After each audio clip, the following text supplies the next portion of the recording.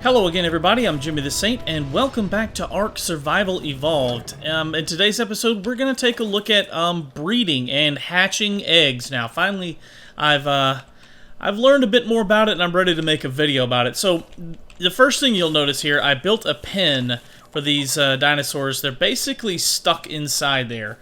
And this is the easiest way I've found to do it. I've had to build several of them. This one's pretty small for the Delos. I'm gonna do a Delo egg and a Trike egg today. The reason I have to put them in these pens like this is because they have to be set to wander. And when they set to wander, they'll run all over the place, and you can lose them that way. Or more specifically, the main problem is they get too far away from each other. And when they get too far apart, they're no longer mating, and the mating starts over. So I'll show you here. Enable wandering on my male, and enable wandering on my female. This is how you do it with egg-laying animals. It is different for mammals, and I'll make a separate video for non-laying animals, like the mammals, like the gorillas and the monkeys, and there's several others that don't lay eggs. But I'll make a separate video about those. But basically, they have to be set to wander, and you see they've got those hearts above their names now. So they are mating, and if they were to get too far away from each other, the mating would stop, and I'd have to start it over.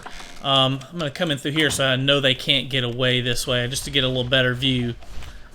And you can kind of get close enough here and see the mating progress down at the bottom. It takes a little while, but not too long. I'll come back once she's laid that egg, and it'll be a fertilized egg.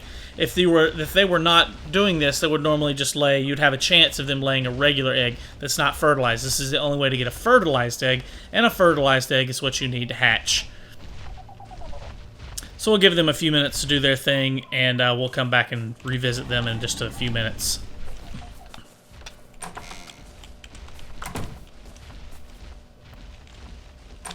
Meanwhile, while that's going on, I want to try and do the same thing with these two Dilophosauruses over here. I have a male and a female.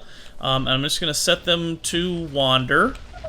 One thing you want to keep in mind, you do want to make sure they have plenty of food on hand during this process. I know my Triceratops have plenty of food, but my Delos actually do not have that much on them right now.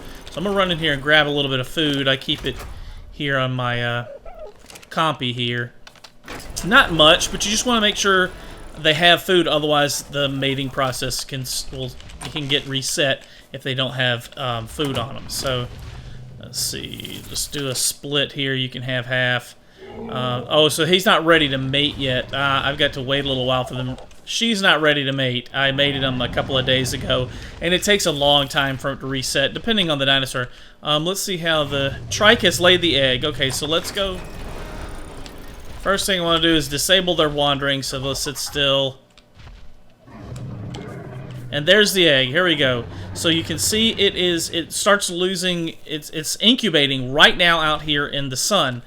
Depending on the species of animal, they like different temperatures. Some of them like it warmer temperatures, some of them like it colder temperatures. I'm going to pick this egg up just so I can get it to a more controlled environment, because out here in the wild, the temperatures fluctuate, the temperatures vary, so it's easier for me, plus it's easier to raise the dinosaur once it hatches in a little more controlled environment. So I'm going to take it inside my home here, and I'm going to place it next to the fire. Like I said, and you want to drop.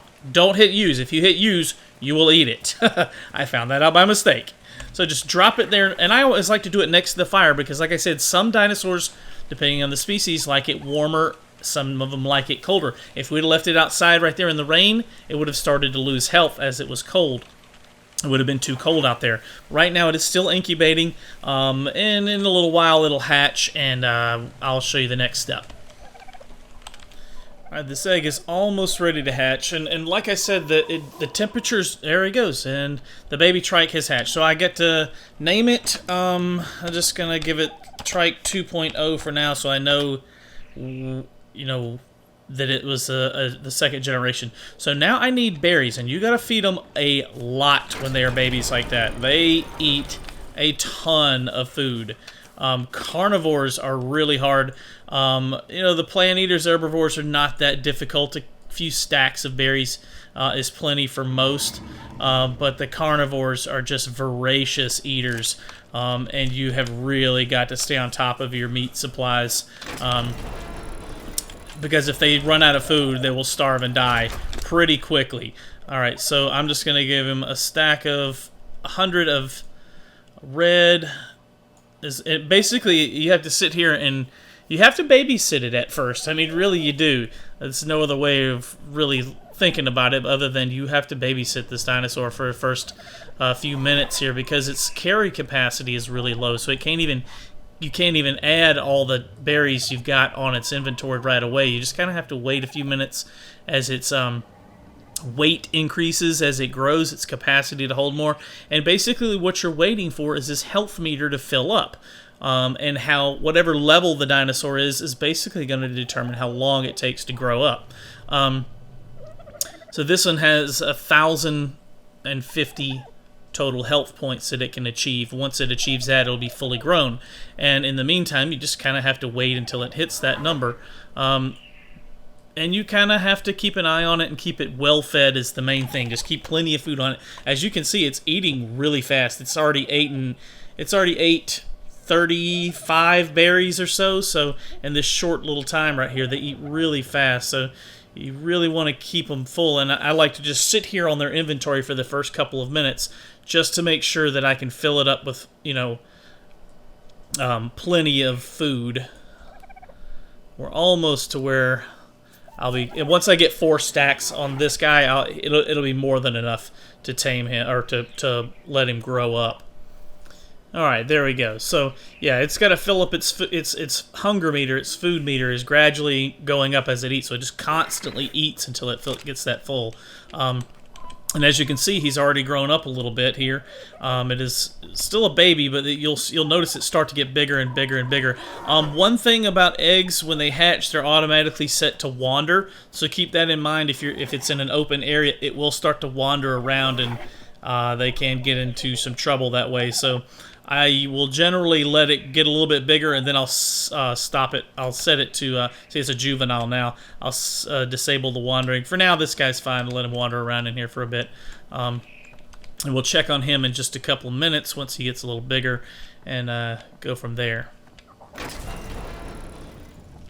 Alright, the trike here is an adolescent, and it's ate about half the food I gave it so far. Its health is almost around halfway full. Food meter's around halfway full, so its growth is around half of or where it'll be when it's done, its max.